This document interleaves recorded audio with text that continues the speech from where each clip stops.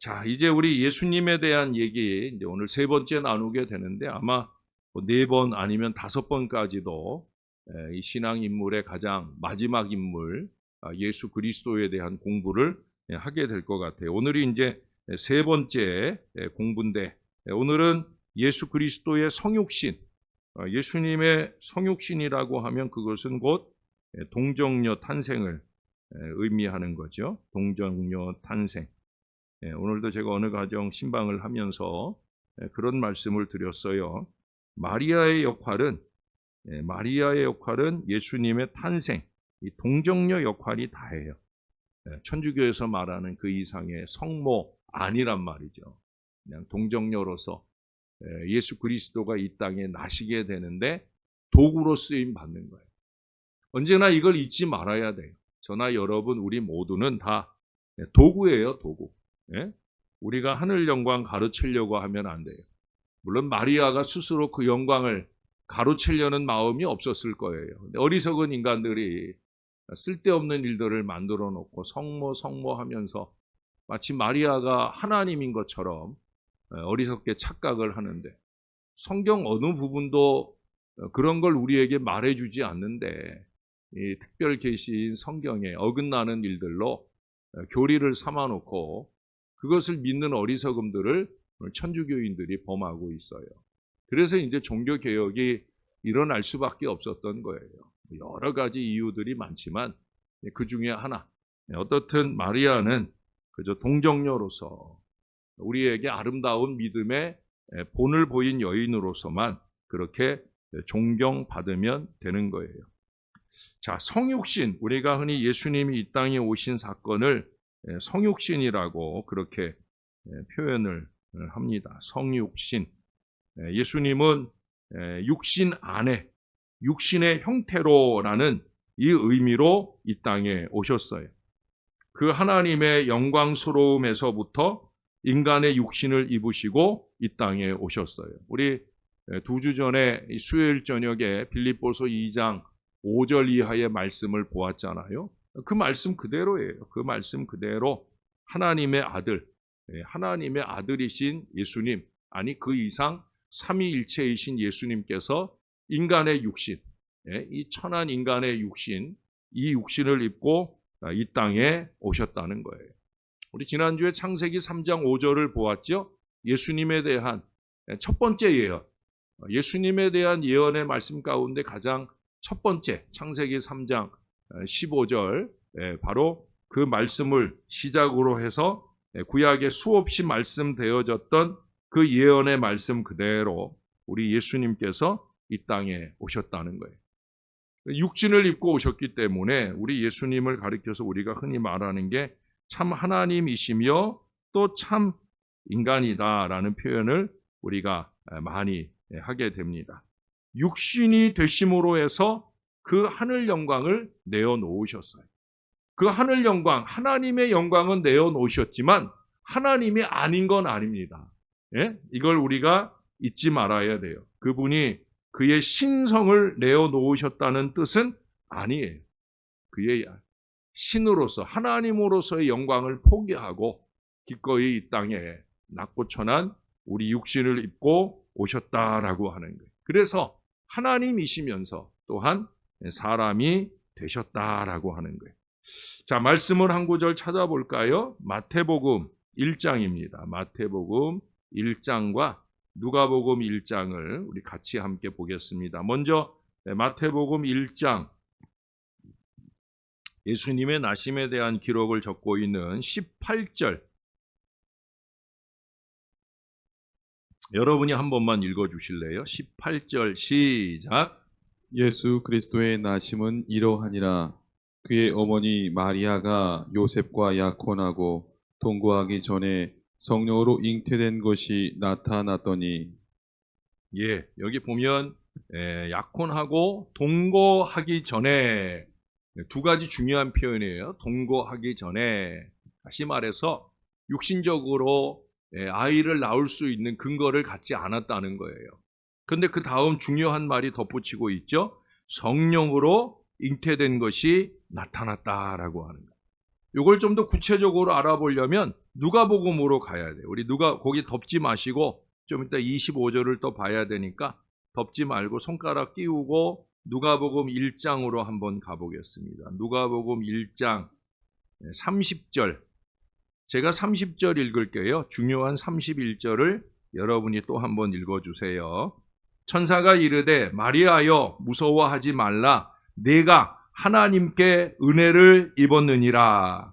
보라, 내가 잉태하여 아들을 낳으리니 그 이름을 예수라 하라. 예, 여기 보니까 하나님께 은혜를 입는데 그 은혜 입은 일이 어떤 일이냐? 예, 잉태하여 아들을 낳을 것이다 라고 하는 바로 이 대단한 말씀을 듣게 되어집니다. 근데 이게 불가능하다는 거예요. 34절에 마리아의 고백을 보세요. 마리아가 천사에게 말하되 나는 남자를 알지 못하니 어찌 이 일이 있으리까? 과학적으로, 의학적으로 보면 나는 남자를 알지 못하니까. 내가 요셉과 약혼은 했지만, 예? 이게 요즘 시대가 아니잖아요. 옛날 시대니까 약혼을 했어도 그 약혼이 부모들끼리의 정혼, 약속일 수도 있고, 어떻든 요즘 시대와는 다른 그 시기이기 때문에 마리아와 요셉이 약혼은 했어도 한 번도 동침한 적이 없다는 거예요. 남자를 알지 못한다라고 하는 이 말씀을 하고 있는 거예요. 그럼에도 불구하고 그가 성령으로 잉태된 것이 나타나게 되었다는 거예요. 중요한 건 뭡니까? 38절에 가보세요.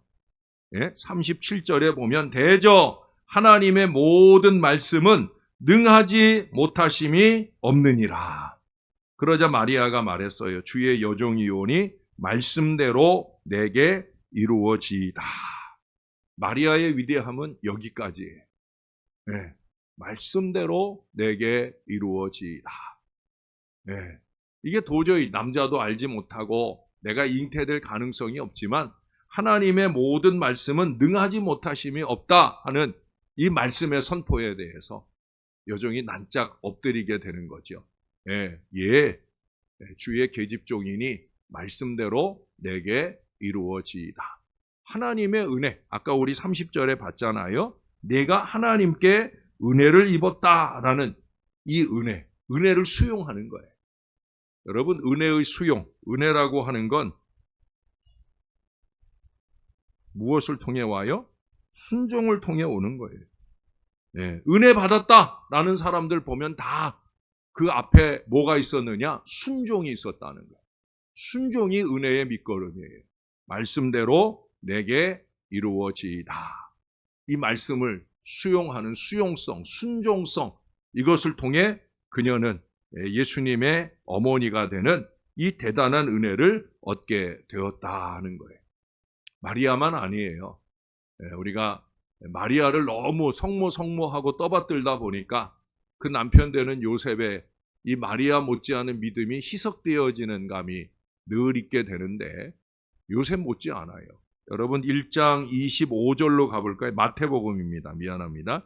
마태복음 1장 25절. 24절부터 보면은요, 요셉이 잠에서 깨어 일어나 주의 사자의 분부대로 행하여 그의 아내를 데려왔으나, 역시 아버지 요셉도 마찬가지. 꿈속에 천사가 말하는 소리를 듣고 분부대로가 뭐예요? 말씀대로예요. 말씀대로. 역시 순종의 은혜가 임하게 되는데 여기는 순종 그 이상이에요. 그 뒤에 25절에 보면 아들을 낳기까지 동침하지 아니하더니 낳음의 이름을 예수라 하니라. 자, 여기 24절 마지막에 뭐라고 그래요? 그의 아내를 데려왔다는 거예요. 아내를 데려왔어요. 동침해도 돼요, 안 돼요? 되죠. 그가 아내와 동침하면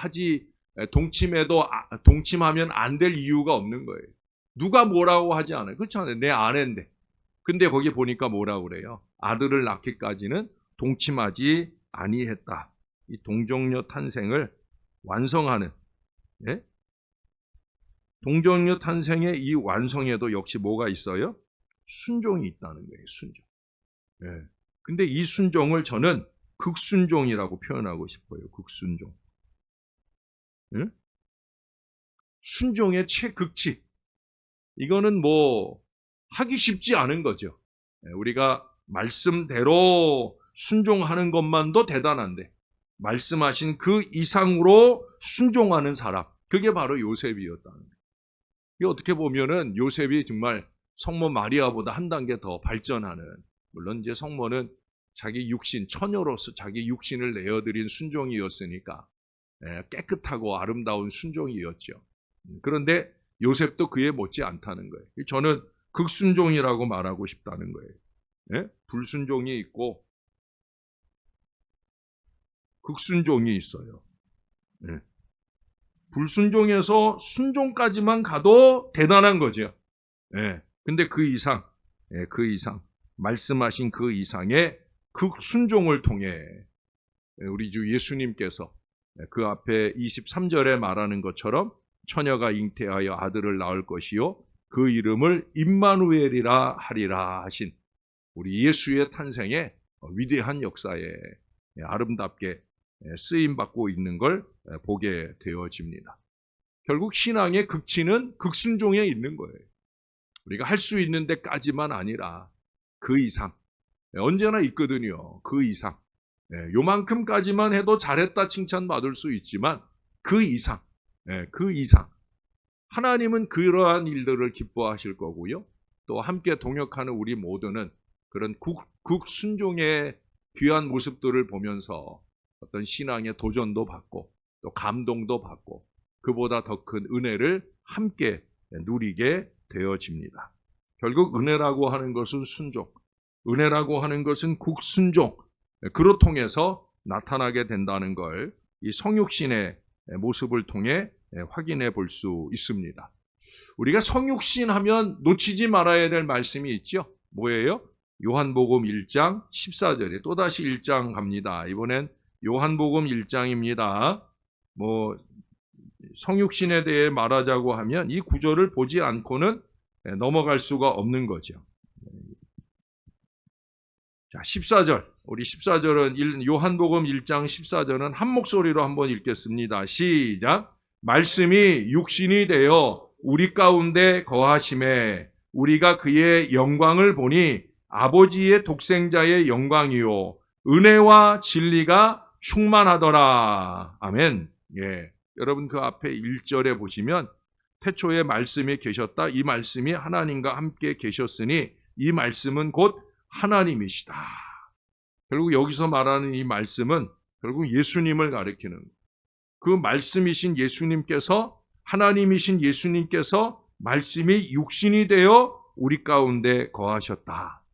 화육이라고 그래요. 우리가 성찬식 때 살과 피, 예수님의 살과 피를 먹는 그 떡과 포도즙 속에도 화육, 그냥 떡이고 그냥 포도주지만 예수님의 살과 피를 먹는다. 화육한 것으로 우리가 보고 그 살과 피를 믿음으로 먹잖아요. 그러나 그 이상 예수님께서 육신을 입고 이 땅에 오셨다. 이게 중요한 거죠. 저는 여러분들에게 이 성육신과 함께 예수님의 성육신은 제1성육신, 그리고 저와 여러분의 삶을 통해 하나님의 말씀을 이루어가는 것을 제2성육신이라고 여러분들에게 말씀을 드렸어요. 전인적인 말씀의 결실들을 맺어가야 된다는 거예요. 그래서 저는 이것을 영부림이라고 하거나 삼부림이라고 하거나 라고 이렇게 표현을 합니다. 말씀을 삶으로 살아내는. 오늘 새벽에도 우리가 말씀을 들었잖아요. 우리가 다른 교훈 아니고 바른 교훈. 바른 교훈은 뭐냐? 바른 교훈. 이것을 세 가지로 얘기했는데 하나는 계시성이 있어야 된다. 하나는 역사성이 있어야 된다. 그리고 제일 중요한 거라고 표현을 했어요. 윤리성이 있어야 된다. 그러면서 디모데전서 6장 3절을 말씀드렸잖아요. 그리스도의 말씀과 경건. 이 경건이 뭐예요? 이 경건이 바로 영부림, 삼부림, 바로 제2의 성육화되어지는 저와 여러분의 말씀 삶이에요. 말씀 삶. 계속 말씀 얘기를 하고 있어요. 말씀에 대하여 내게 이루어진다. 말씀, 그 분부대로 행했고 분부 이상으로 행하는 극순종의 역사. 결국 이게 다 우리 주님의 말씀을 우리의 삶 가운데, 우리의 육신 가운데 새롭게 실천되어지는 저와 여러분의 신앙이 되어야 된다는 거예요. 그게 이제 성육하신 우리 예수님을 믿는 믿음의 모습일 수 있다는 거예요. 이렇게 우리 예수님은 이 땅에 오셨습니다. 자, 여러분, 히브리서 말씀을 잠깐 한번 가볼까요? 히브리서 좀 이따가 봐도 되는데 지금 보면 좋을 것 같아요. 히브리서 1장입니다. 1장. 다음 주 토요일부터 히브리서 말씀이 시작이 되는데 새벽 시간에 히브리서 1장 1절 말씀해 보십시다.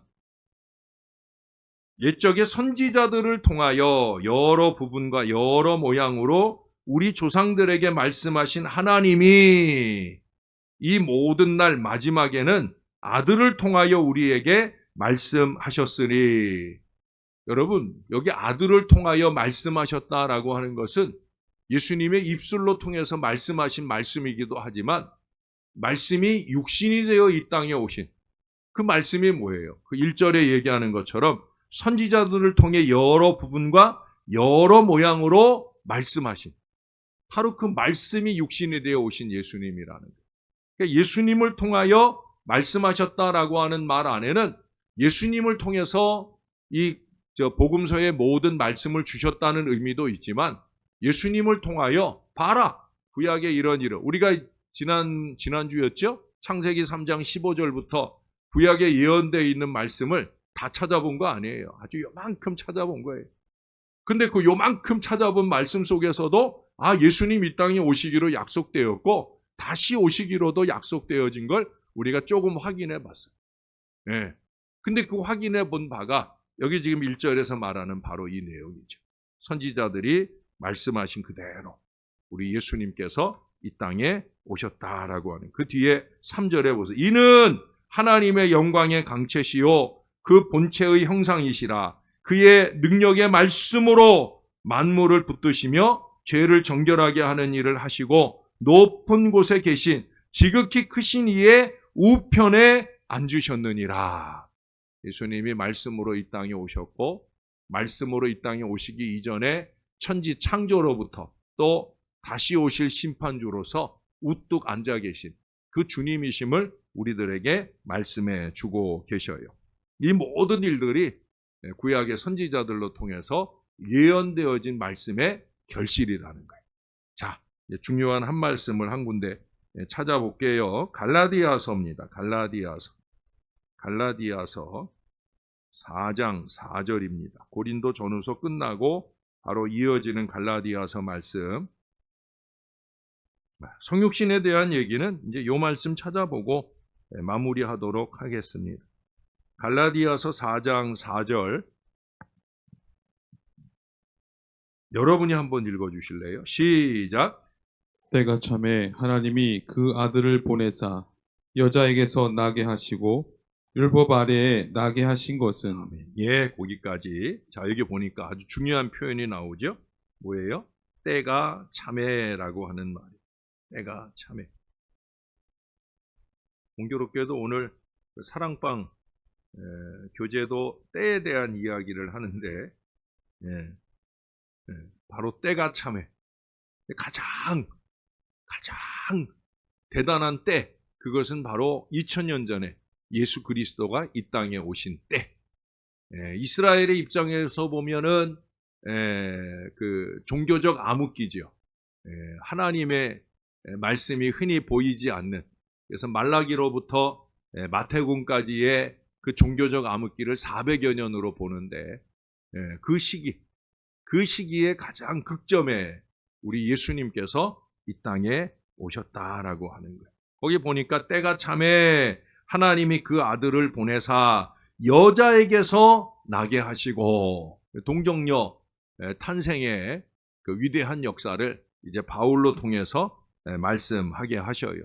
그리고 그 다음 중요한 얘기도 덧붙이잖아요. 율법 아래에 나게 하신 것은 율법 아래에 나셨다는 거예요. 그러니까 구약의 선지자들로 통해 주신 그 모든 말씀 아래 우리 예수님께서 이 땅에 나셨다라고 하는 거예요. 근데 우리가 놓치지 말아야 될 게 있어요. 하나님께서 나게 하셨지만 그러나 예수님의 자의식, 마태복음 1장 16절, 제가 이 갈라디아서 4장 4절을 마지막으로 찾아본다고 좀 전에 얘기했기 때문에 내가 마태복음 1장 16절 찾아보자고 얘기는 안 하겠지만, 거기 마태복음 1장 16절에 보면은 그 앞서서 족보를 쭉 나열을 합니다. 14대, 14대, 14대, 42대의 족보를 나열하고, 그리고 마지막 결론이 뭐냐? 예수가 나시니라. 마리아에게서 예수가 나시니라. 전에도 한번 말씀을 드렸을 거예요. 예수가 나시니라. 뭐 대림절 또 뭐 성탄절 이런 때 이미 언급이 됐었을 거예요. 예수가 나시니라. 하나님이 동정녀에게서 나게 하시기도 하셨지만 중요한 것은 예수님의 자의식이에요. 예수님께서 오시고 싶어서 오셨다는 거예요. 무엇을 위해? 사랑하는 우리 인간들의 구원을 위해서 예수님께서 스스로 이 땅에 오셨다라고 하는 거예요. 그 예수님이 오셔서 우리를 구원해 주셨다는 거예요. 요한복음 16장 28절 가운데서도 예수님께서 마지막 고별 설교 속에서 당신의 이 성육신을 스스로 선포하기도 하는 말씀을 읽어볼 수가 있어요. 예수님은 그렇게 오셨어요. 저와 여러분들의 구원을 위해 이 땅에 오셨습니다. 자, 우리 성육신에 대한 얘기는 여기까지만 하고요. 또 예수님에게 있어서 아주 중요한, 우리가 흔히 기도 속에 자주 표현하는 그의 몸된 교회, 예수 그리스도의 몸인 우리 교회와의 관계를 우리가 함께 또 말씀을 나누어야 될 것 같아요.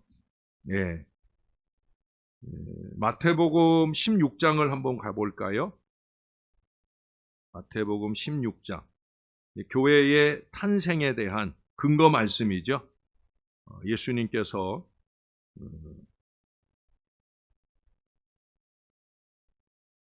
15절부터 보죠. 마태복음 16장 15절에서 18절까지 우리 한 절씩 교독하겠습니다. 이르시되 너희는 나를 누구라 하느냐? 시몬 베드로가 대답하여 이르되 주는 그리스도시요 살아계신 하나님의 아들이시니이다. 예수께서 대답하여 이르시되 바요나 시몬아 내가 복이 있도다. 이를 내게 알게 하니는 혈육이 아니요 하늘에 계신 내 아버지시니라. 또 내가 내게 이르노니 너는 베드로라. 내가 이 반석 위에 내 교회를 세우리니 음부의 권세가 이기지 못하리라. 아멘. 여기 보면은 예수님께서 베드로의 신앙 고백을 칭찬하시면서 내가 복이 있도다. 이를 내게 알게 하니는 혈육이 아니요 하늘에 계신 내 아버지시다 말씀하시고, 또 내가 내게 이르노니 너는 베드로라. 이 베드로.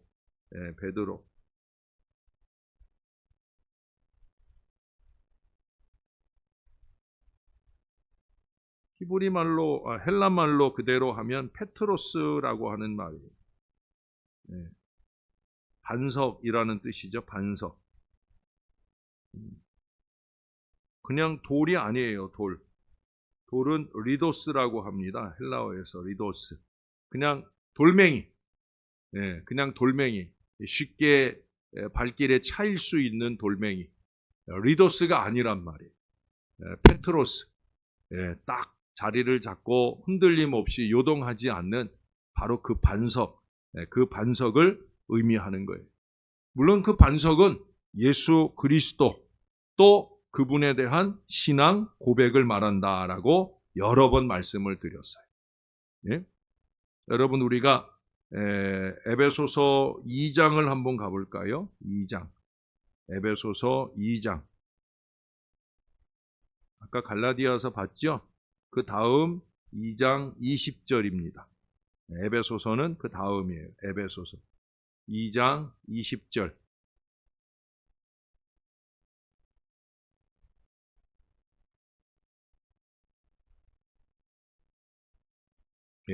그의 능력이 그리스도 안에서 역사하사 죽은 자들 가운데서 다시, 죄송해요. 1장을 읽고 있네. 자, 2장 20절입니다. 너희는 사도들과 선지자들의 터 위에 세우심을 입은 자라. 그리스도 예수께서 친히 모퉁이 돌이 되셨느니라. 에베소 교회를 향해 말하는 거예요. 너희는 사도들과 선지자들의 그 터 위에 세우심을 입었다. 그런데 이 교회는, 이 터 위에 세운 이 교회는 그리스도께 예수께서 친히 모퉁이 돌이 되셨다.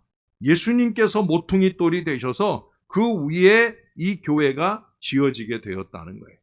이런 벽돌 이런 형틀이 아니라 교회가 세워진 그 근저에는 바로 예수 그리스도, 반석 대신 예수 그리스도, 또 여기 사도들이나 선지자들의 그 반석 대신 예수 그리스도에 대한 신앙의 고백, 그 터 위에 바로 우리가 세워져 가게 되어진다는 거예요. 그래서 그 다음에 21절에 보세요. 그의 안에서 건물마다 서로 연결하여 주 안에서 성전이 되어가고 너희도 성령 안에서 하나님이 거하실 처소가 되기 위하여 그리스도 예수 안에서 함께 지어져 가느니라.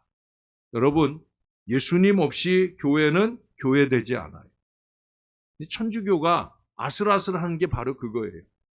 성모 숭배가 너무 강해지다 보면 그리스도 중심성이 무너지는 거예요. 그래서 이단으로 넘어가기 직전이 되는 거예요. 이게 성모 숭배의 문제성이 거기에 있는 거예요. 그리스도 중심성. 결국 그리스도 위에 교회가 세워지는 거고, 그리스도 위에서, 그리스도 안에서 교회는 교회되는 건데 그리스도가 희석되어지는 그런 안타까움을 범하게 되어진다는 거죠. 여러분, 예수님 없이 교회는 교회되지 않아요. 예수 그리스도를 매개로 하는 공동체, 여기도 보면은 표현되는 게 그거잖아요. 연결하여 함께 지어져 간다. 저와 여러분은 그리스도와 함께, 그리스도 없이 지어지는 게 아니에요. 그리스도 없이 교회는 존재하지 않아요. 목사와 함께 아니에요. 나와 친한 누군가와 함께 아니에요. 저와 여러분은 그리스도와 함께 서로 연결되었고요. 그리스도와 함께 지어져 가는 줄로 믿습니다. 교회는 계속해서 성전이 되어 가는 거예요. 지어져 가는 거예요. 만들어져 가는 거예요. 예수 그리스도만으로는 안전합니다. 완전합니다. 여러분, 이 표현을 잘 들으세요. 예수 그리스도만으로도 교회는 완전해요. 그러나 우리 때문에, 우리 인간들 때문에 불완전해요. 그리스도만 계시면 교회는 완전해. 그보다 완전할 수 없어. 그렇잖아요. 그리스도가 이미 완전하시니까. 근데 문제는 그리스도께서 손을 벌리고 우리를 택해 주셨다는 거예요. 불완전한 우리 인생을 교회 안으로 부르시고 우리와 함께 연결되고 지어져 가는, 바로 이것을 우리 예수님께서 기꺼이 택하셨다는 거예요. 저와 여러분, 우리 불완전한 인간들로 통해서 교회는 불완전해. 그러나 우리에게 주시는 희망의 말씀을 오늘 말씀하고 있잖아요. 그게 뭐예요? 그리스도 예수 안에서 함께 지어져 가느니라. 우리는 주님과 함께 지어져 가고 있어요. 우리가 아무리 은혜롭고 완벽한 교회 되어지고 있다고 해도 완벽할 수는 없는 거예요. 주님이 오시는 그날까지 완전한 교회는 없어요. 그러니 이것 가지고 저것 가지고 우리가 문제 삼을 일이 아니라는 거예요. 왜? 나 자신도 완전하지 못하니까. 영적으로나 육적으로나 완전할 수 없는 존재니까. 그러나 그리스도와 함께 지어져 가는, 우리는 그 희망을 가지고 조금씩 완전을 향한 이 믿음의 발걸음을 함께 연결하고 함께 이루어 가야 되어질 줄로 믿습니다. 중요한 건 뭐예요? 교회는 혼자 되지 않아요.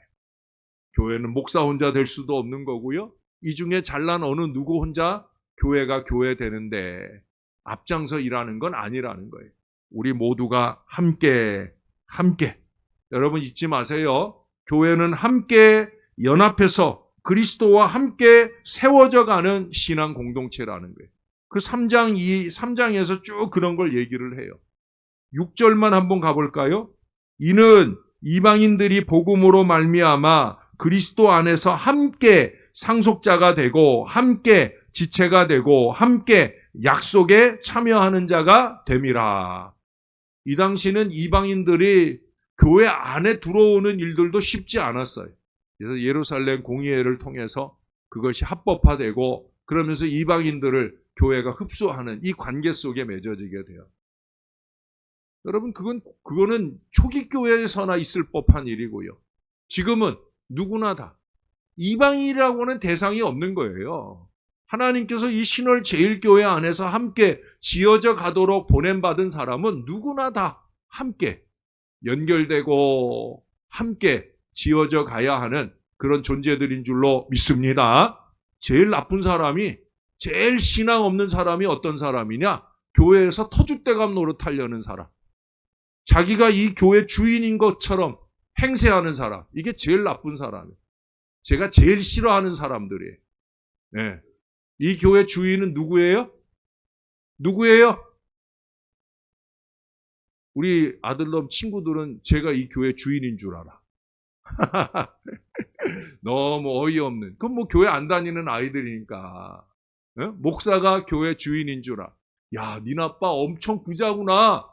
네? 그 큰 건물이 니네 아빠 거냐? 이런 얘기도 했다는 거예요. 너무 어이없죠. 네, 어이없어요. 교회의 주인은 목사도 아니고요. 이 교회를 오래 다녔다고 주인 노릇하려고 하는 것도 아니에요. 그 나쁜 사람입니다. 아주 나쁜 사람들이에요. 교회 부흥을 바라지 않는 사람들이에요. 그런 사람들이 있으면 교회는 부흥하지 않아요. 여러분, 올해 우리가 얼마나 하나님의 은혜를 입고 있어요. 지난주에도 우리 모녀 두 분이 등록을 했고 또 청년부에서도 두 사람이 홈페이지로 이 지역교회를 찾아보고 지지난주에 나왔다가 지난주에 와서 등록했어요. 할렐루야. 여러분, 교회가 부흥하고 있어요. 근데 새롭게 들어오는 교인들이 빨리빨리 자리를 잡고 요소요소에서 교회를 섬기고 이런 은혜와 역사가 힘있게 나타나야 그래야 교회가 미래가 보이는 거죠. 작년에 우리가 희년 맞았다고 얼마나 좋아했어요? 희년을 부흥의 원년으로 삼자고 제가 얼마나 주창을 했어요. 근데 작년에 딱 2명 등록했다니까요. 제가 연말에 얼마나 하나님 앞에 많이 회개하고 눈물을 쏟았는지 몰라요. 너무 송구하더라고요. 희년 맞았다고 시시낙낙했는데 결국 하나님 앞에 아무 열매도 드린 것 없이 작년 한 해를 보냈어요. 그러더니 하나님께서 올해 물꼬를 터주셔서 무려 38사람 지난주까지 등록이 됐어요. 물론 뭐 큰 교회에 비하면 38명이 뭐 대단할까 싶지만 그래도 우리 교회 코로나 이후에 우리 교세로 보면은 38명 등록은 대단한 거예요. 그것도 대부분 다 알곡들이에요. 세례도 받았잖아요. 할렐루야. 하나님이 은혜를 주실 때 마음이 열려야 돼요. 목사와 함께. 목사는 이미 활짝 열려 있는데 목사와 함께 지어져 가시려면 온 교회가 마음을 열어야 되는 거예요. 그래서 새롭게 우리 교회에 와서 자리 잡고 신앙 잘하는 사람들한테 설친다 소리나 하고 이런 엉뚱한 소리들 짓거리지 마시고 이건 짓거리는 거예요, 진짜로. 목사가 설교 시간에 할 표현은 아니지만 이건 짓거리는 거예요. 어떻게 그런 말을 해? 그렇죠? 그렇잖아요. 교회 와가지고 빠르게 자리 잡고 열심히 봉사해주고 하면 너무 이쁘고 난 너무 이뻐 죽겠던데. 근데 그런 사람들한테 어디 건방 떨고 그런 말을 함부로 쏟아놔요. 누가 그럴까 싶죠? 그런 사람들이 있다니까, 이 교회 안에. 그러면서도 교회 부흥을 말한다고 하면 그게 얼마나 어이없는 거예요.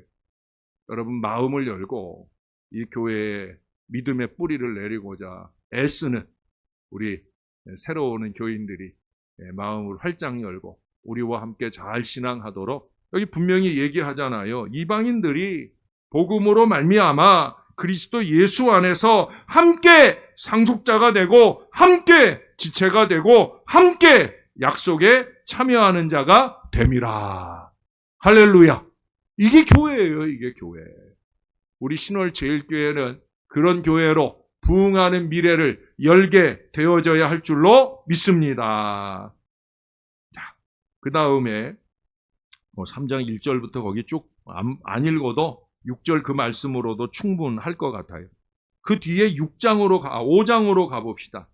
5장에 보면은 거기 22절 이하로부터 아내들이여 하면서 아내와 남편 그 관계로 통해서 교회와 우리 성도들의 관계를 그리스도와 교회와의 관계를 잘 설명해 주고 있어요. 부부 관계보다도 더 중요한 그런 관계가 바로 예수 그리스도와 교회의 관계예요. 거기 32절을 보세요. 이 비밀이 크도다. 나는 그리스도와 교회에 대하여 말하노라. 부부 관계보다 더 큰 비밀이 이 예수님과 교회의 관계 속에 나타나지고 있다는 거예요. 그래서 그리스도와 교회에 대한 이 비밀을 말씀하고 있는 내용들이 바로 여기 5장 21절 이하로 쭉 말씀되어집니다. 그 가운데 우리 26절, 27절만 한번 읽어볼까요? 제가 26절 읽을게요. 여러분들이 27절. 이는 곧 물로 씻어 말씀으로 깨끗하게 하사 거룩하게 하시고 자기 앞에 영광스러운 교회로 세우사 티나 주름 잡힌 것이나 이런 것들이 없이 거룩하고 흠이 없게 하려 하심이라. 아멘. 여기 계속하는 말씀이 뭐예요? 물로 씻어 말씀으로 깨끗하게 하사 거룩하게 하시고, 그리고 27절에도 뒤에 보면은 티나 주름 잡힌 것이나 이런 것들이 없이 거룩하고 흠이 없게 하려 하심이라. 교회를 향한 우리 예수님의 간절함이 여기 담아놔. 가장 중요한 게 뭐예요? 거룩하고 흠이 없게, 말씀으로 깨끗하게, 말씀으로 깨끗하게, 티나 주름 잡힌 것이 없이. 교회를 향하신 예수 그리스도의 으뜸 사역은 교회가 성전으로서 지워져 가는 데 있어서 가장 중요한 일, 그것은 깨끗하게. 여러분, 교회는 세탁소예요. 교회는 뭐라고요? 교회는 뭐라고요? 여러분, 세탁소에 세탁물을 맡기면 어떻게 해줘요? 두 가지 중요한 작업을 하잖아요. 하나는 세탁, 깨끗하게 해주는 일을 하잖아요. 얼마 전에 제 셔츠가 하나 뭐가 묻었는데 우리 아내가 아무리 노력을 해도 안 지워져. 그래서 그냥 세탁소에 갖다 줬더니 깨끗하게 지워져 왔어요. 근데 깨끗하게 때를 벗겨주는 일만 합니까? 아니잖아요. 잘 데려오는 게 아니고 잘 다려서, 다려서라고 표현해야 되는데, 데려서라고 표현을 하려니까 웃기게 됐죠? 다려서. 두 가지를 다 해요. 지금 그 말씀하는 거예요. 교회는 제가 세탁소다라고 표현하는 건 우리의 흠, 우리의 더러움, 우리의 죄 많음, 그 모든 것들을 깨끗하게 하실 뿐만 아니라 혹이라도 주름 잡힌 거, 이 사람한테 상처받고 저런 상황 때문에 어려움 만나고 그래서 쪼글쪼글 주름 잡힌 거 누가 위로해서 펴주신다고요? 우리 예수님께서. 주님이 이 교회의 머리로 이 교회에 계신 이유는 다른 데 있지 않아요. 특별히 이 교회는 세탁소라고 표현했는데 여러분, 이 세탁소에 없어서는 안 되는 아주 중요한 도구가 뭐예요? 다리미예요. 다리. 교회 안에 다리미는 뭘까요? 말씀이 다름이에요. 말씀이 다림. 믿습니까? 말씀이 다림이에요. 제가 원래는 다림질 잘합니다. 제가 군대에 있을 때 그 군대 군인들이 요즘에는 별로 안 그러는 것 같아요. 옛날에는 이 각을 칼같이 잡거든요. 이 등짝도 쫙 일렬로 잡아가지고 이거를 세 줄로 쫙쫙 내리는데 제가 우리 소대 다림질은 제가 다 했어요. 제가 이걸 비밀로 간직하고 결혼을 했어요. 왜 비밀로 간직했을까요? 우리 아내가 다림질 시킬까 봐. 지금도 어려운 다림질은 제가 해요. 줄이 잘 안 가는 일이나 또 바지 같은 거. 저는 양복 바지도 웬만하면은 그냥 빨래로 할 수 있는 거는 빨아가지고 제가 줄을 잡습니다. 물론 우리 아내도 잘하지만 우리 아내는 가끔 두 줄을 낼 때가 있어요. 근데 저는 그 꼴을 못 보거든요. 어떻게 하든지 한 줄로 만들어 버리려고 애를 쓰니까 다림질을 열심히 잘 합니다. 저는 말씀의 다림질도 잘하고 싶어요. 저와 여러분들의 영혼이 하나님의 말씀으로 다림질이 잘 되는, 그래서 이 말씀대로, 여기가 아주 중요한 얘기예요. 물로 씻어 말씀으로 깨끗하게 하사 거룩하게 하시고 티나 주름 잡힌 것이나 이런 것들이 없이 거룩하고 흠이 없게 하려 하심이라. 우리가 하나님의 말씀으로, 그것도 말씀으로 아까 얘기한 대로 그 윤리적 삶의 역사까지도 잘 이루어가는 이 하나님의 사람들이 되어야. 특별히 여러분 좀 뒤로 한 번만 더 가서 한 군데만 더 보고 말씀을 마무리할게요. 베드로 전서입니다. 베드로 전서 2장 6절입니다. 베드로 전서 2장 6절.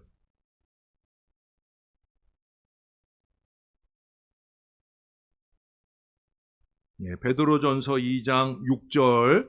성경에 기록되었으되 보라 내가 택한 보배로운 모퉁이 돌을 시온에 두노니 그를 믿는 자는 부끄러움을 당하지 아니하리라 하였으니.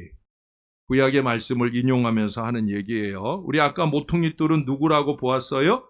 예수님이라고 보았잖아요. 건축자들이 버린 그 모퉁이 돌이 머릿돌이 되고, 그리고 그 돌로 그 뒤에 8절을 보세요. 또한 부딪히는 돌과 걸려 넘어지게 하는 바위가 되었다. 페트로스. 바로 여기 한 번 더 이 페트로스가 나와요. 걸려 넘어지는 돌 얘기도 나옵니다.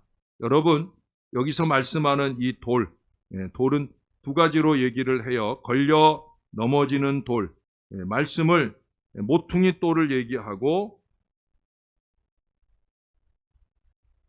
또 반석을 얘기하고 또 돌을 얘기해요. 부딪히는 돌, 걸려 넘어지는 돌. 이거는 돌은 리도스라고 말할 수 있겠죠. 반석은 페트로스라고 말할 수 있어요.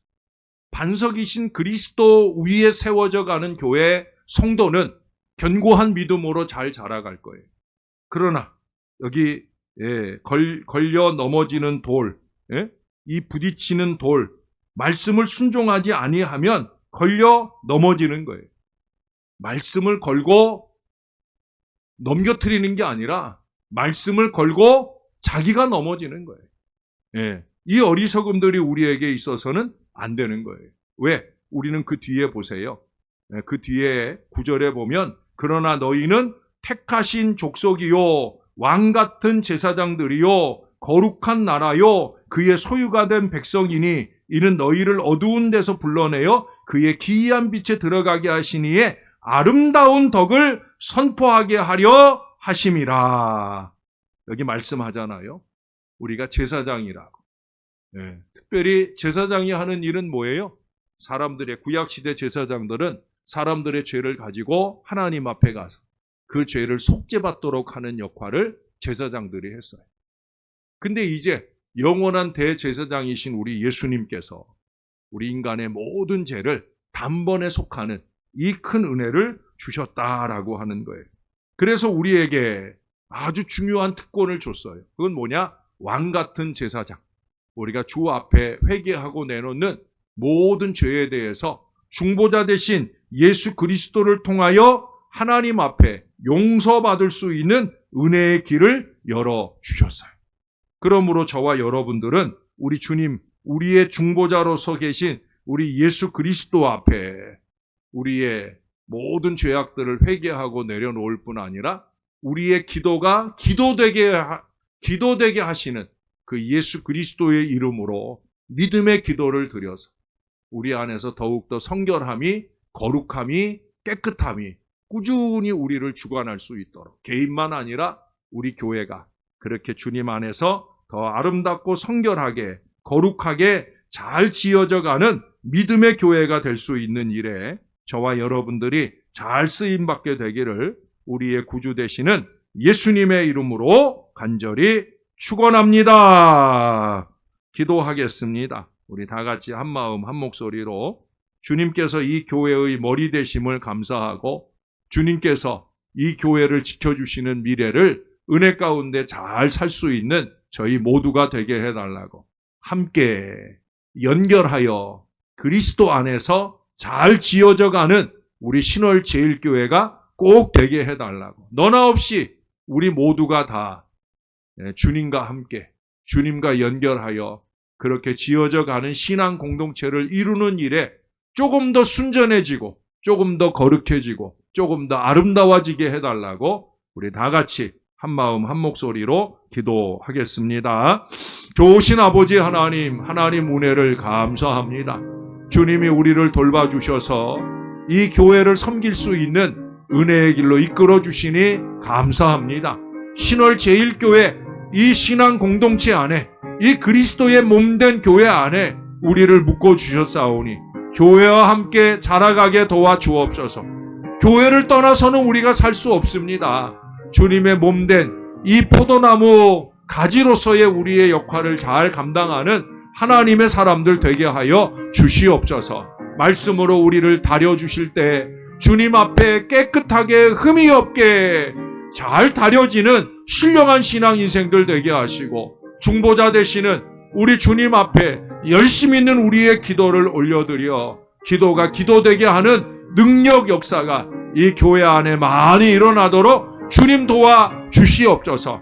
우리는 왕같은 제사장들입니다. 죄를 더하는 사람이 아니라 죄를 씻어내는 사람, 죄를 씻어주는 사람 꼭 될 수 있도록 우리를 붙들어 주셔서 너나 없이 우리 모두가 함께 연결하여 주님 원하시는 모양으로 아름답게 지어져 가는 우리 신월 제1교회 되도록 축복해 주옵소서. 부족한 저희들로 통하여 우리 하나님이 큰 영광 받으시옵소서. 주님 감사합니다. 좋으신 하나님, 우리를 신월 제1교회 주님의 몸된 제단, 점점 더 거룩하게, 점점 더 아름답게, 점점 더 은혜롭고 행복하게 지어져 가는 이 귀한 제단에 신앙생활 할 수 있도록 이끌어 주신 것 감사합니다. 우리가 주의 말씀 앞에 걸리지만 않는다면, 우리가 주의 말씀의 다림질에 우리의 영혼을 맡길 수만 있다고 하면 우리는 조금 더 거룩해지고 조금 더 신령해지고 조금 더 하나님께 영광 돌리게 될 줄로 믿습니다. 주의 말씀에 순종할 마음, 그 이상의 극순종의 마음을 우리 안에 더해 주셔서 우리 하나님께 영광이 되게 하시고 우리에게는 큰 은혜의 역사가 더 힘있게 나타나는 복된 제단이 되어지게 은혜를 베풀어 주옵소서. 우리들에게도 마리아처럼 요새처럼 더욱더 겸손해지는 마음을 주시고 주의 말씀을 받들어 그 말씀대로 잘 살아낼 거룩한 은혜가 날마다 넘쳐나도록, 그래서 제2의 성육신이 우리의 삶 가운데 아름답게 나타나므로 많은 사람들 앞에 주의 복음이 선전되어지는 능력의 역사가 우리로 통해 나타나고 이 교회가 지금보다도 더 많이 부흥하는 미래를 열어가도록 우리 하나님께서 축복해 주시옵소서. 크고 작은 육신의 어려움으로 신음하는 자녀들 꼭 손얹어 주시고 더 강건하게 붙들어 주셔서 더 큰 주의 기쁨을 이뤄내도록 주께서 인도해 주옵소서. 하나님, 우리와 함께 하심을 감사합니다. 예수님 이름으로 기도합니다. 아멘.